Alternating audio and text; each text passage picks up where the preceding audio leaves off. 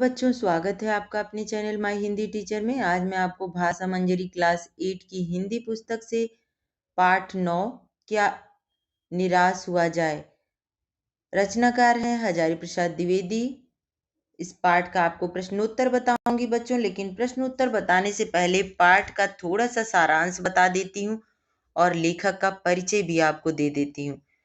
पाठ का सारांश यह है कि क्या निराश हुआ जाए शीर्षक पाठ हजारी प्रसाद द्विवेदी ने लिखा है। यह पाठ एक निबंध है और इसमें लेखक ने जीवन में घटित घटनाओं के माध्यम से यह संदेश दिया है कि यदि निराशाजनक परिस्थितियां भी उत्पन्न हो जाएं, तो भी हमें निराश नहीं होना चाहिए।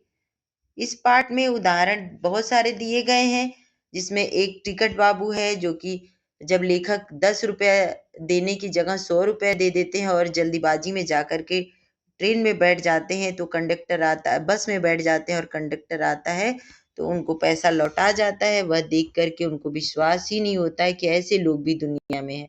फिर ऐसे ही दूसरी घटना है कि दूध की व्यवस्था बच्चे के लिए करना, ये दूसरा उदाहरण है। जब वो ड्राइवर बस खराब हो जाती है तो ड्राइवर जाकर बच्चों के लिए दूध ले आता है, लेकिन लोग उसके साथ अभद्रता का व्यवहार करते हैं। अतः निराश नहीं होना चाहिए, हमें अपने सद्विवेक और अच्छाई पर भरोसा कर इन परिस्थितियों को बदलने का यथाशक्ति प्रयास करना चाहिए। अगर आपके साथ एक घटना गलत हो गई, इस पाठ का यही मतलब है, क्या निराश हुआ जाए, क्या हर बात में हमें उदास, परेशान, हताश या निराश हो जाना चाहिए? ऐसा बिल्कुल नहीं करना चाहिए। कोई जरूरी नहीं कि हमारे साथ एक घटना कुछ भी गलत हो गया तो सब कुछ गलत होगा। पूरी दुनिया से हम भरोसा नहीं उठा सकते। एकाध घटनाएं हर जगह एक दो अपवाद होते ही होते हैं। अब बच्चों, आपको लेखक परिचय बता देती हूँ हजारी प्रसाद द्विवेदी के बारे में। ये क्या निराश हुआ जाए, इन्होंने हजारी प्रसाद द्विवेदी ने लिखा है। यह एक ज्ञानवर्धक निबंध है। हजारी प्रसाद द्विवेदी जी का जन्म कहाँ हुआ था? 1907 ईस्वी में उत्तर प्रदेश के बलिया जिले में हुआ था और इन्होंने संस्कृत विद्यालय काशी से इन्होंने शास्त्री तथा काशी हिंदू विश्वविद्यालय से ज्योतिषाचार्य की उपाधि प्राप्त की। हिंदी साहित्य के प्रख्यात इतिहासकार, आलोचक और साहित्य चिंतकों के रूप में हजारी प्रसाद द्विवेदी जी प्रख्यात हैं। प्रख्यात यानी विख्यात। इन्होंने अपनी सरल और प्रांजल भाषा हिंदी गद्य को एक नई ऊंचाई दी। कौन कौन से इन्होंने रचनाएं की, कौन सा उपहार इनको पुरस्कार मिला है? साहित्य अकादमी पुरस्कार, पद्म भूषण पुरस्कारों से भी इन्हें नवाजा गया। इनकी प्रमुख रचनाओं में निबंध, अशोक के फूल, विचार और वितर्क, कल्पलता, आलोक पर्व, इतनी सारी इन्होंने रचनाएं की हैं बच्चों। निबंध लिखा है और उपन्यास भी लिखा है जो बहुत ही प्रसिद्ध है। बाण भट्ट की आत्मकथा, चारुचंद्र लेखा, पुनर्नवा, अनामदास का पोथा, इतनी सारे इन्होंने उपन्यास लिखा है। और इतिहास इन्होंने लिखा है, हिंदी इतिहास की मुख्य भूमिका और हिंदी साहित्य का आदिकाल। आलोचना भी इन्होंने की है। किसकी किसकी आलोचना की है? कबीरदास, सूर साहित्य और प्रमुख स्थान, इतनी सारी इनकी रचनाएं जो हैं वह प्रमुख स्थान रखती हैं। तो चलिए बच्चों, अब पाठ को मैं प्रश्नोत्तर बताती हूँ, अंत तक बने रहिएगा। पाठ का प्रश्नोत्तर, 6 प्रश्न जो आपके पाठ में आए वो सारे 6 प्रश्न हैं। भाषा संदर्भ भी पूरा है। उसके साथ साथ मैंने एग्जाम में जो आने वाले इंपॉर्टेंट ऑब्जेक्टिव टाइप के क्वेश्चन होते हैं उन सभी क्वेश्चंस को इसमें डाल दिया। तो चलिए देखते हैं बच्चों एक एक करके प्रश्न। पहला प्रश्न है, लेखक ऐसा क्यों कहते हैं कि हर व्यक्ति संदेह की दृष्टि से देखा जा रहा है? संदेह यानी शक। अब आप ये मत सोचिएगा कि मैं जल्दी पढ़ रही हूँ, क्योंकि अगर ज्यादा लंबा धीरे धीरे पढ़ूंगी तो आपका समय बहुत ज्यादा लग जाएगा। इसलिए मुझे ये भी देखना है कि ज्यादा समय में आप ऊब जाते हैं बच्चों, तो मैं थोड़ा जल्दी करना चाह रही हूँ। तो लेखक ऐसा इसलिए कहते हैं कि हर व्यक्ति संदेह यानी शक की दृष्टि से देखा जा रहा है, क्योंकि आज समाज में आरोप प्रत्यारोप का ऐसा, देखिए यहाँ पर, वातावरण बन गया है कि मानो देश में कोई ईमानदार व्यक्ति बचा ही नहीं। जो जितने ऊंचे पद पर है उनमें उतनी ही अधिक दोष खोजे जा रहे हैं, मानो उनमें कोई गुण न हो। यानी आप किसी में एक बुराई देख लिए तो आप उसमें सिर्फ बुराई ही बुराई ढूंढ रहे हैं, ऐसा नहीं है। प्रश्न नंबर 2 है, लेखक ने स्वीकार किया कि लोगों ने उन्हें भी धोखा दिया है, फिर भी वह निराश नहीं है। आपके विचार से इसका क्या कारण हो सकता है? उत्तर है, लेखक आशावादी दृष्टिकोण के हैं। उन्हें लगता है कि जब तक देश में कहीं न कहीं थोड़ी बहुत भी सच्चाई और ईमानदारी बची है, तब तक यह आशा बनी रहती है कि वे अपने सपनों का भारत बना सकते हैं। इसी कारण वे धोखा खाने पर भी निराश नहीं होते। प्रश्न नंबर 3 है बच्चों, जीवन के महान मूल्य के बारे में लोगों की आस्था क्यों हिलने लगी है? इसका उत्तर है, जीवन के महान मूल्य के प्रति लोगों की आस्था इसलिए हिलने लगी क्योंकि ईमानदारी से मेहनत करके जीविका चलाने वाले और भोले भाले श्रमिक पीड़ित हो रहे हैं, जबकि झूठ और फरेब का सहारा लेने वाले फल फूल रहे हैं। जब ईमानदारी को मूर्खता का पर्याय समझा जाने लगा है और सच्चाई केवल कमजोर व बेबस लोगों के हिस्से में रह गई है। तो यहाँ पर देखिए, ये प्रश्न इसका कंप्लीट हो गया। अगला प्रश्न देखते हैं, किन बातों से पता चलता है कि धर्म एवं आध्यात्मिकता के मूल्य दब गए हैं? अगले इस क्वेश्चन नंबर 4 का उत्तर है कि भारत में आज भी अधिकांश लोगों में सेवा, ईमानदारी, सच्चाई और आध्यात्मिकता के प्रति लगाव है। उच्च वर्ग को छोड़ दिया जाए तो आज भी भारत में मनुष्य मात्र के प्रति प्रेम, महिलाओं का सम्मान, झूठ और चोरी को गलत मानना जैसे मूल्य विद्यमान है। धर्म को कानून से बड़ा समझा जाता है, परंतु कुछ लोग कानून को त्रुटियों से लाभ उठाने में संकोच नहीं करते। कानून की त्रुटियों से लाभ उठाने में संकोच नहीं करते, यानी वो फायदा उठा ही लेते हैं। अगला प्रश्न है बच्चों, ये देखिए चित्र बना हुआ है, कैसे बस रुकी हुई है और लोग ड्राइवर को, कंडक्टर को पकड़ के रखे हैं। तो यहाँ पे देखिए, और अगला प्रश्न है, किसी एक घटना का वर्णन करें जिससे लेखक को यह पता चलता है कि दुनिया से सच्चाई और ईमानदारी लुप्त नहीं हुई है। यहाँ पर ये जो चित्र है, ये बस का चित्र, यहाँ पर यही घटना का संकेत है कि यहाँ देखिए जो इस कहानी में लिखा हुआ है बिल्कुल सही है। एक बार लेखक ने रेलवे स्टेशन पर टिकट लेते समय गलती से 10 की जगह 100 रुपए का नोट दे दिया और गाड़ी में बैठ गए। थोड़ी देर बाद टिकट बाबू डिब्बे में आए और लेखक को पहचान कर विनम्रता से 90 रुपए लौटाते हुए बोले, गलती हो गई थी, आपने भी नहीं देखा, मैंने भी नहीं देखा। इसका मतलब है मानवता अभी समाप्त नहीं हुई है। उसके चेहरे पर संतोष की गरिमा थी। यानी जब आप किसी का पैसा गलती से आपके पास आ गया है और आप जब उसको लौटा देते हैं तो आपके अंदर का कोई अपराध बोध आपको परेशान नहीं करता है और आप बहुत संतुष्ट हो जाते हैं कि मैंने एक अच्छा काम कर दिया। वही भाव यहाँ पर था कि उसके चेहरे पर संतोष की गरिमा थी। इस घटना से लेखक को लगा कि दुनिया से सच्चाई और ईमानदारी अभी भी समाप्त नहीं हुई है। अब अगला प्रश्न है और इस पाठ का अंतिम प्रश्न है कि कविवर रविन्द्रनाथ ठाकुर ने अपने प्रार्थना गीत में ईश्वर से क्या प्रार्थना की है? उत्तर है बच्चों, रविंद्रनाथ ठाकुर ने अपने प्रार्थना गीत में ईश्वर से यह प्रार्थना की कि यदि संसार में केवल नुकसान उठाना पड़े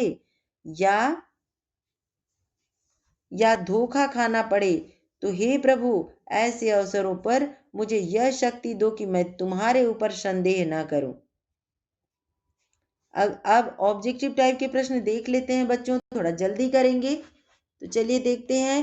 पहला प्रश्न है, क्या निराश हुआ जाए निबंध के लेखक कौन है? तो इसका सही उत्तर है हजारी प्रसाद द्विवेदी। अगला प्रश्न है, समाचार पत्रों में अधिकतर समाचार कैसे होते हैं? समाचार पत्रों में साहित्य से जुड़े, ज्ञान देने वाले, ठगी, डकैती, चोरी और भ्रष्टाचार आदि के। तो यहाँ पर देखिए इसका सही उत्तर है ठगी, डकैती, चोरी, भ्रष्टाचार आदि के समाचार पत्र में अधिकतर समाचार होते हैं। आजकल लोग फल फूल रहे हैं। कैसे लोग फल फूल रहे हैं? तो आजकल झूठे और फरेबी लोग फल फूल रहे हैं। अब ये मत समझिएगा कि मैं ये बात कह रही हूँ। ये किताब के जो पाठ है आपका चैप्टर क्या निराश हुआ जाए, उसके आधार पर ये सारे प्रश्न उत्तर हैं। अगला प्रश्न है, टिकट बाबू के चेहरे पर संतोष की गरिमा क्यों थी? उत्तर है बच्चों, क्योंकि उसने धोखे से आए लेखक के पैसे लौटा दिए थे। जब आप अपनी गलती सुधार लेते हैं तो आपको संतोष होता है। अगला प्रश्न है कि हमें कैसी बातों को याद रखना चाहिए? तो हमें हमेशा अच्छी बातों को याद रखना चाहिए। और अगला प्रश्न है कि निम्नलिखित में से कौन सा जीवन मूल्य नहीं माना जाता है? 4 ऑप्शन दिए हुए हैं, लोभ, ईमानदारी, सेवा, आध्यात्मिकता। तो लोभ को जीवन का मूल्य नहीं माना जाता है। यहाँ पर देखिए सही उत्तर है, बस का कंडक्टर बच्चों के लिए क्या लेकर आया? बस खराब हो गई थी तो बस का कंडक्टर चला गया, सबने दूसरी बस लाने। तो सबने सोचा कि वो डाकुओं को बुलाने के लिए गया है ताकि वो बस को लूट ले। इसलिए जब वहां से बस का कंडक्टर वापस आया दूसरी बस लेकर, तो वह छोटे छोटे जो बच्चे थे लेखक के, उनके लिए दूध लेकर के आया था और पानी। तो देखिए यहाँ पर दूध सही उत्तर है, दूध। अगला प्रश्न है, बस गंतव्य से कितने किलोमीटर पर खराब हो गई थी? तो सही उत्तर है 8 किलोमीटर। अगला प्रश्न है, भारतवर्ष के लोग कैसी वस्तुओं के संग्रह को महत्व नहीं देते थे? कीमती, मूल्य मूल्यवान, बहुमूल्य और भौतिक। तो भौतिक वस्तुओं को महत्व नहीं देते थे। अगला प्रश्न है कि भ्रष्टाचार के प्रति आक्रोश के क्या कारण है? इस पाठ में लोगों की हताशा, समाज विरोधी कार्यों को गलत समझना, जीवन की असफलताएं, धर्म को कानून समझना। तो सही उत्तर है समाज विरोधी कार्यों को गलत समझना। लेखक ने किस बात को बुरा कहा? लेखक ने दूसरे के दोष में रस लेने को बुरा कहा है। अगला प्रश्न है, रविन्द्रनाथ टैगोर ने ईश्वर से क्या चाहा? ईश्वर पर संशय न करने की शक्ति उन्होंने ईश्वर से चाहा। अगला प्रश्न है कि लेखक किस बात पर बल देते हैं? तो लेखक देते हैं मन की निराशा को दूर करने पर। अब भाषा संदर्भ यहाँ पर देख लेते हैं बच्चों, द्वंद्व समास है, ये भाषा संदर्भ का है द्वंद्व समास। परिभाषा है, दो शब्दों के मिलने से समास बनता है। समास का एक प्रकार द्वंद्व समास है। इस समास में दोनों शब्द प्रधान होते हैं, ये समास की सबसे बड़ी खासियत है। इसके दोनों पद, दोनों शब्द प्रधान होते हैं और ये, और, या एवं अथवा से जुड़े होते हैं। विग्रह करने पर की जगह और, या एवं अथवा का प्रयोग होता है। चलिए उदाहरण देखते हैं बच्चों, यहाँ पर लाल, पीला, बीच में योजक चिन्ह का प्रयोग हुआ है। जब योजक चिन्ह हटाएंगे तो और लग जाएगा, लाल और पीला। खरा, खोटा, तो यहाँ पर योजक चिन्ह हटेगा तो खरा या खोटा, आगे पीछे, आगे एवं पीछे। इसी तरह के और भी है, ठंडा, गरम, यहाँ पर ये हटाएंगे, योजक चिन्ह का प्रयोग है तो ठंडा और गरम या अथवा गरम। देखिए यहाँ पर इसके दोनों पद प्रधान है। यहाँ पर माता पिता भी कह सकते हैं, रात दिन भी कह सकते हैं। जिसके दोनों पद प्रधान होते हैं वहां पर द्वंद्व समास होता है। एक तरह से आप इसको समझ सकते हैं, विलोम शब्द भी यहाँ पर दिखाई दे रहा है।